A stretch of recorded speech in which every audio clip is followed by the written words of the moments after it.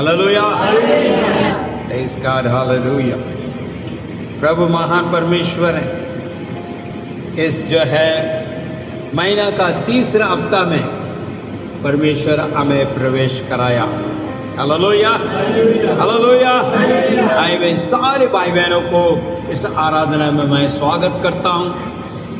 प्रभु महान है क्योंकि वो हमें संभालता है। परमेश्वर के नाम की महिमा।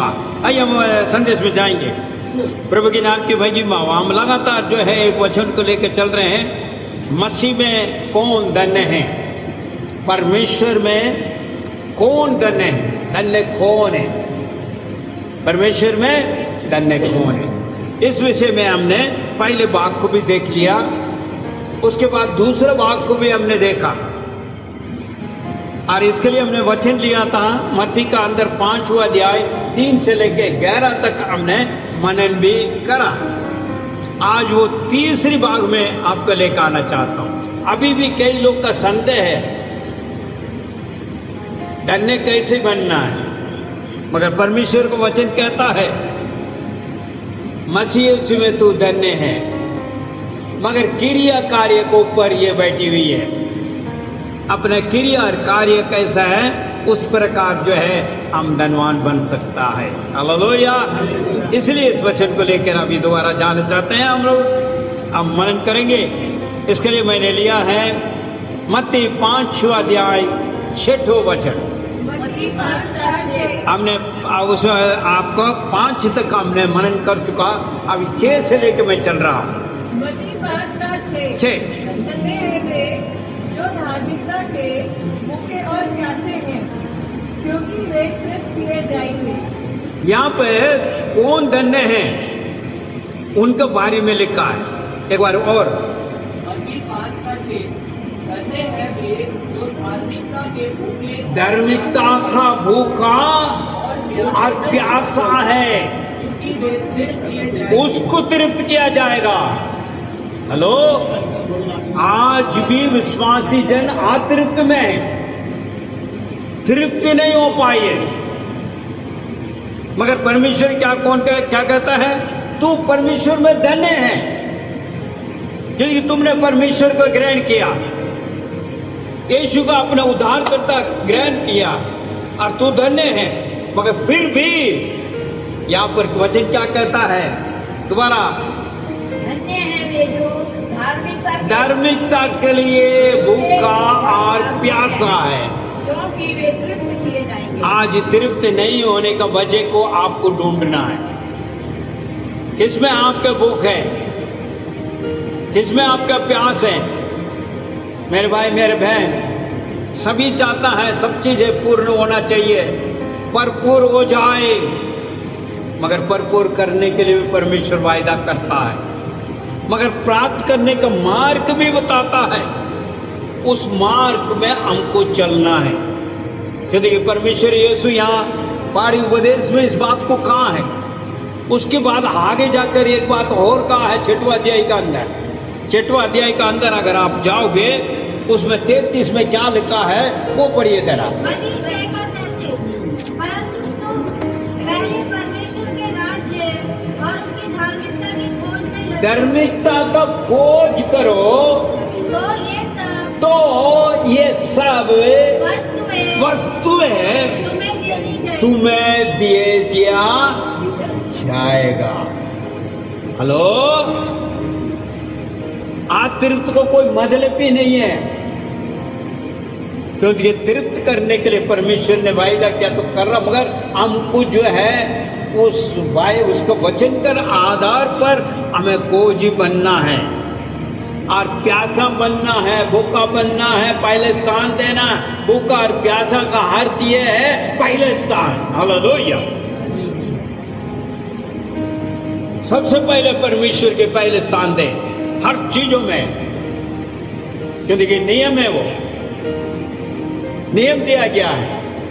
तुम ऐसे ऐसे काम करोगे, ऐसे ऐसे कार्य मैं करूंगा तुम्हारे साथ। बिना नियम का नहीं चलता विश्वासी जन के जीवन। बहाना नहीं कर सकते, ना कुछ और कुछ बातों को कहकर नहीं जा सकते हैं। नियम के मुताबिक चलना है। इसलिए ये परमेश्वर यीशु ने कहा है, आती मैं क्या करूं, राज्य और धार्मिकता को खोज करो। तो मैं नहीं कह रहा हूं, पढ़िए दोबारा। परंतु तुम पहले परमेश्वर के राज्य और उसकी धार्मिकता की खोज में लगे रहो, तो ये सब वस्तुएं तुम्हें दे दी जाएगी। वस्तुएं तुम्हें दिया जाएगा तो तुम तृप्त हो गया। देवराज पढ़ो। इससे पहले तुम परमेश्वर के राज्य और उसके धर्म की खोज करो। हाँ, तो ये सब वस्तुएं तुझे दिया जाएगा, तो भरपूर हो गया। अभी कमी कहाँ है? कहाँ कमी है? आपको ऊपर कमी है। आपको जो कहा है वो नहीं कर पा रहे, फिर आप कह रहे हैं मैं तृप्त नहीं हुआ, अभी तृप्त नहीं, अभी तृप्त नहीं, अभी तृप्त नहीं है। कब तृप्त होगा भाई? पारी उपदेश के अंदर 3 से लेके 11 तक हम मनन करते आ रहे हैं। परमेश्वर यीशु में जी 7 शब्द में कहा है, तुम इस प्रकार करेगा तो तू धन्य है, तू ही धन्य है, मगर इस प्रकार करना है। हम वचन बहुत सुनते हैं,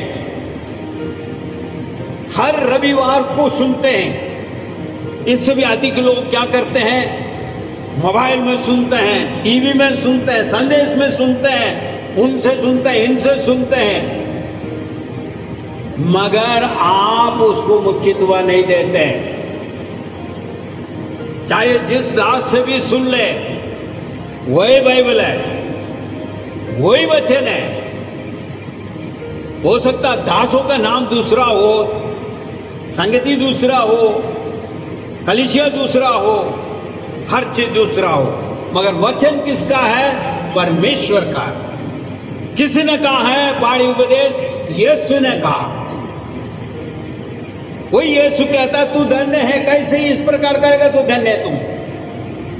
आज भी विश्वासी जन अतृप्त में चल रहे हैं। इसका अर्थ क्या है? आप इतना वचन सुन रहे हैं, इतना कुछ समझ लिया, फिर भी जो है आप प्राप्त नहीं कर पा रहे। तो कहां कमी है? अपना को जांचना है। ये जांचने के लिए ये वचन लिया हमने। वचन क्या कहता है? एक और बार उसको देखते हैं हम।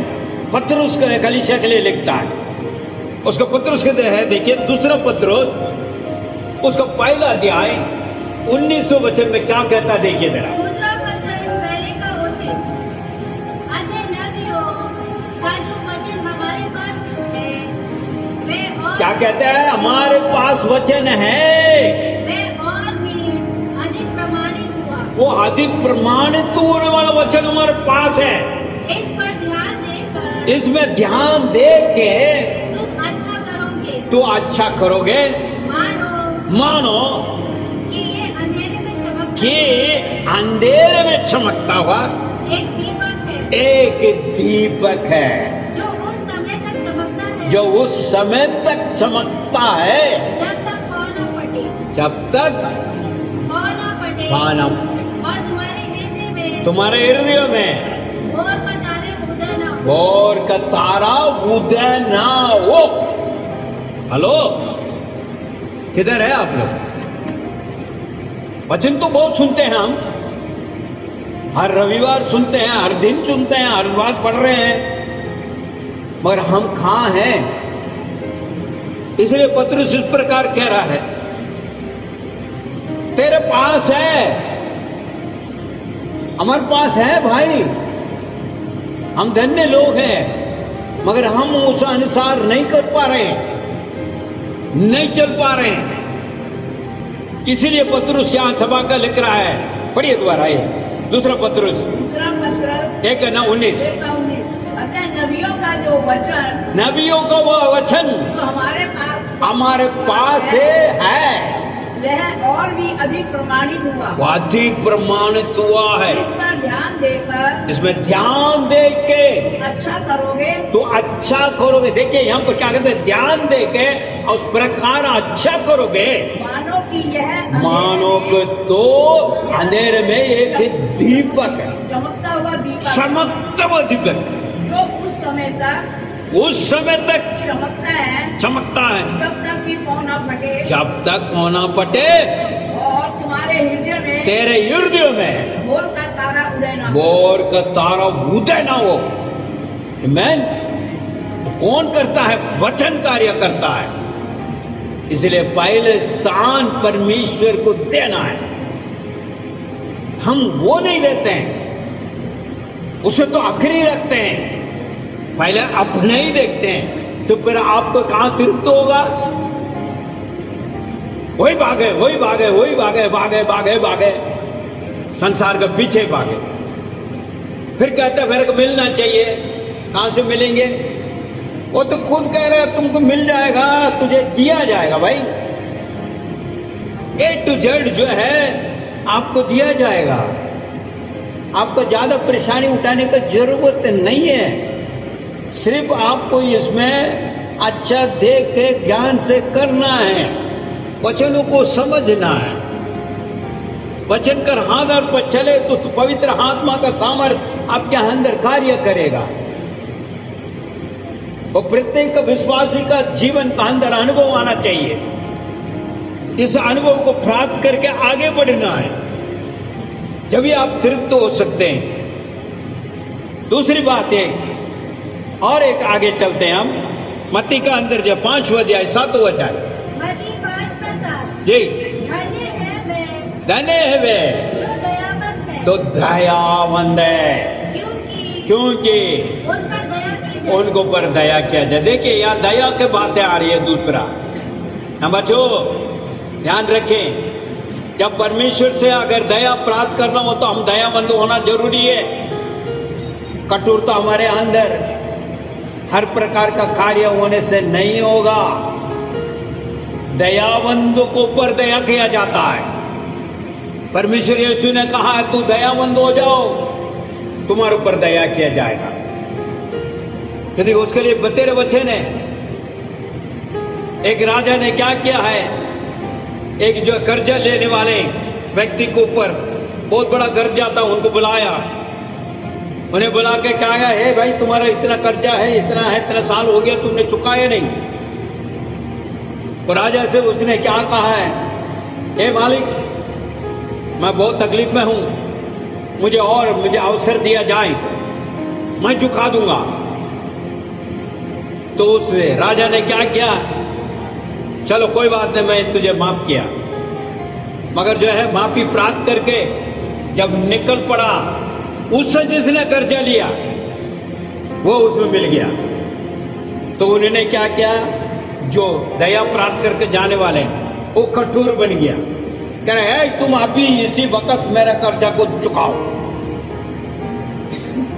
उसने भी कहा गिड़गिड़ाते हुए, थोड़ा समय दे दे, मैं तेरा पूरा कर्जा चुका दूंगा। पर कहा नहीं, मैं तुझे काल कोठरी में बंद करूंगा।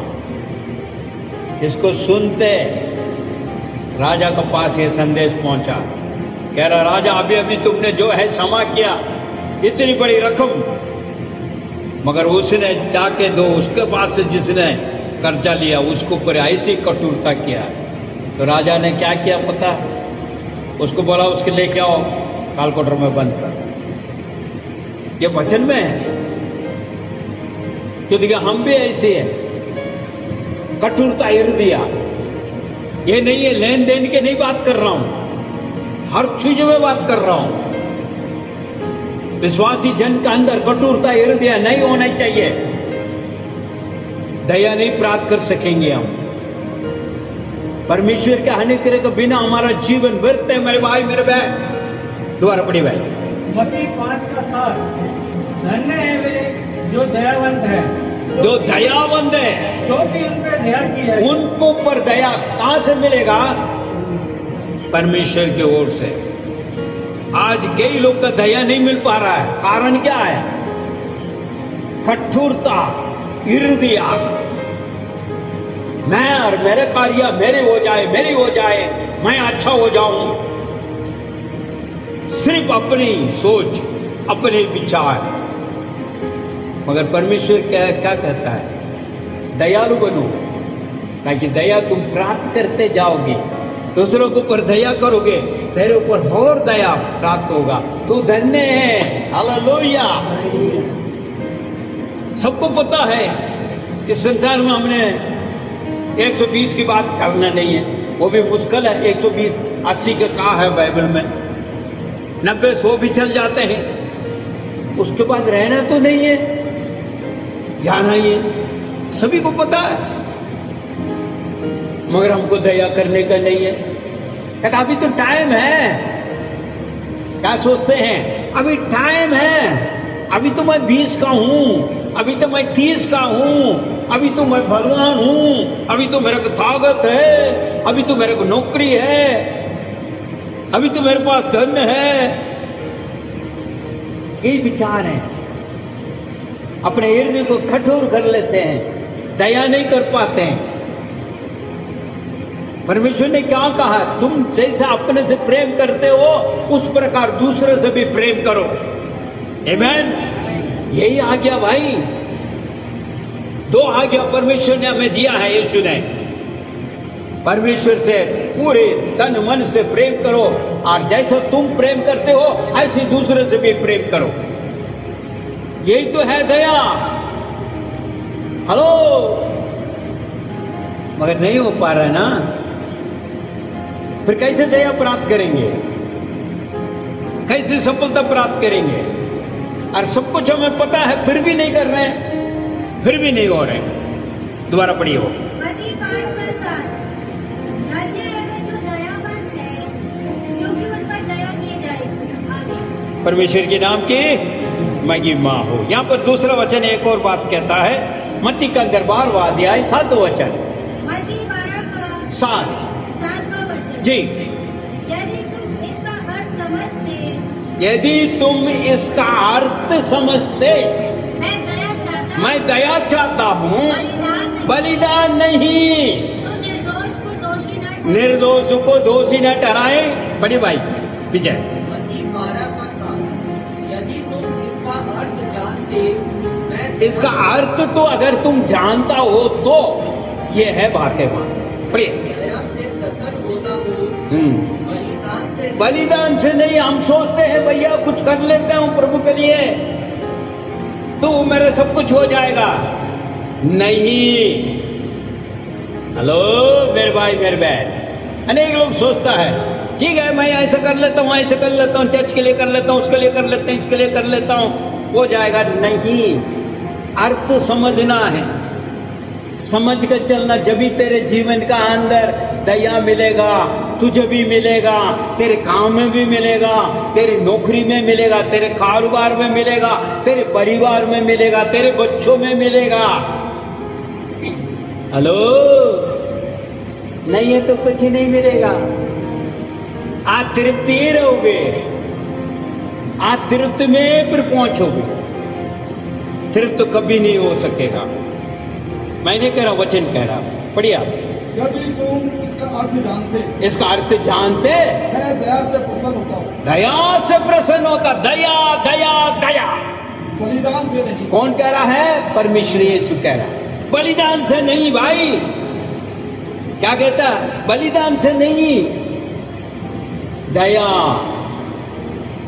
दया तेरे अंदर से आना चाहिए, जब भी तुम दया को प्राप्त कर पाओगे। मेरे भाई मेरे बहन, परमेश्वर हमें धन्य बनाना चाहता है, इसलिए इस पाड़ी उपदेश का अंदर परमेश्वर ने इस प्रकार का इसका अनुभव प्राप्त करने वाले जो है दास जो है दाऊद भजन संगीता में कुछ बात को कहता है। निकालिए भजन संगीता 119 उसका 77। भजन संगीता 119 का 77। तेरी दया मुझ पर हो कि मैं जीवित रहूं। मैं जीवित रहूं क्योंकि तेरा व्यवस्था मेरे लिए आनंदित है। हालेलुया। किसी के जो है व्यवस्था से कोई मतलब ही नहीं है, कोई मतलब भी नहीं है। व्यवस्था बाइबल में रहने दे, मैं अपने में चलूं। नहीं भाई, इस अनुभव पाया हुआ दास इस प्रकार कह रहा, दोबारा पढ़िए भैया ये, तेरी दया मुझ पर हो, हाँ तब मैं जीवित, मुझ पर रहो जब मैं जीवित रहूंगा, क्योंकि मैं तेरी व्यवस्था से सुखी। तेरे व्यवस्था में मैं आनंदित हूं। क्योंकि व्यवस्था को द्वारा जीवित क्यों बोला है? हमारे जीवन को कोई पता है आज शाम तक भी हम अच्छे भले जीवित रहेंगे? कोई कह सकता है? गारंटी है किसी का? अगले फल को पता नहीं है। जो मैं यहां खड़ा हूं, मेरे को बोल रहा हूं, अगले फल को मुझे नहीं पता, मेरे सांस कब उड़ जाएगी। जब जीवित रहते समय वचन का आधार पर अपना आप को जांच के आशीष को प्राप्त करना और धन्य बनना है। इसलिए वहां पर यह कहता है, तेरे व्यवस्था में मैं आनंदित हूं। अगर व्यवस्था के मुताबिक चलेगा, हमेशा तू आनंदित रहेगा और धन्य रहेगा। इसलिए इस बात को कह रहा है। आगे एक और वचन आप देखेंगे, 123 भजन संहिता, उसमें 2 में क्या कहता है, देखिए जरा। भजन संहिता 123 का 2 जैसे दासों की आंखें, यहां पर क्या कहता है?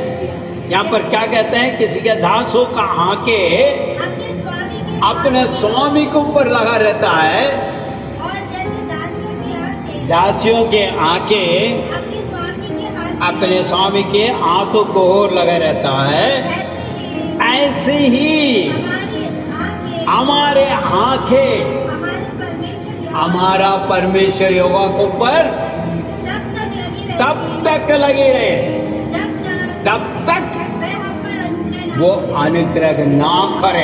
हालेलुया। वचन साफ शब्द में पढ़िए इधर पीछे। भजन संहिता 123 का 2 देख, जैसे दासों की आंखें, अभी ये दास और दासियों की क्या है? नौकर है।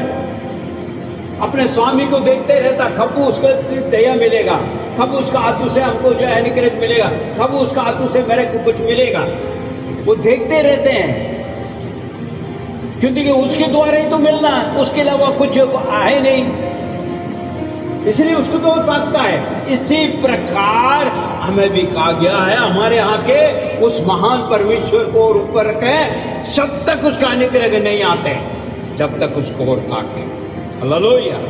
बड़ी बहन, जैसे दासों की आंखें अपने स्वामियों के हाथ की ओर, और जैसे दासियों की आंखें अपने स्वामी के हाथ की ओर जी। लगी रहती है, वैसे ही हमारी आंखें हमारे परमेश्वर यहोवा की ओर उस समय तक लगी रहे, उस समय तक लगे रहे जब तक वह हम पर अनुग्रह जब तक वो अनुग्रह ना करे। आखिरी वचन पढ़कर मैं समाप्त करने चाहूँ। परमेश्वर दयालु है, वो दया करता है, चाहे कैसे भी हो, विनाश में जाने नहीं देता। जब विनाश के समय में भी वो बचाता है, इसलिए वो दयालु परमेश्वर है। वचन क्या कहता है अभी पढ़ेंगे। उत्पत्ति पुस्तक उसका 19वां अध्याय 16 वचन क्या कहता है, देखिए। दयालु परमेश्वर कैसे दया करता है। उत्पत्ति 19 का 16वां वचन। जी।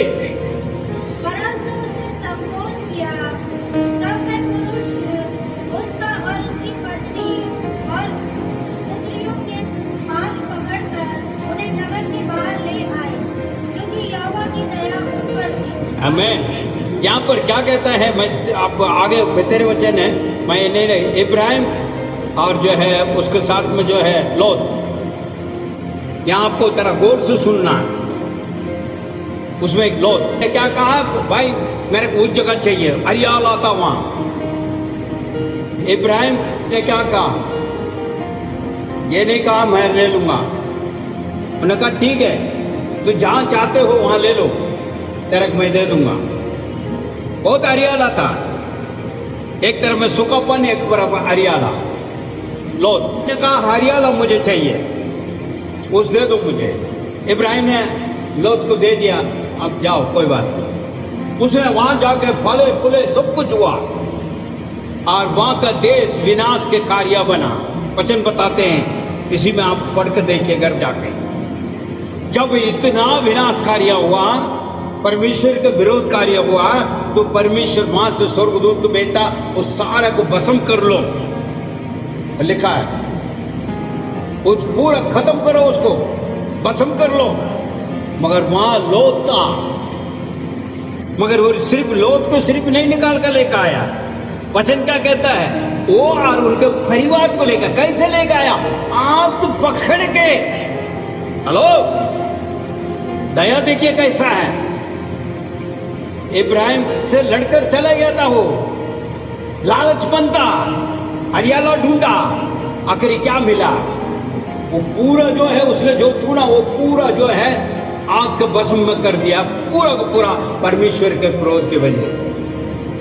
फिर भी निकल कर आने का मन नहीं है, इसलिए वो आग पकड़ के उसका और उसका परिवार को लेके बाहर निकल कर छोड़ा।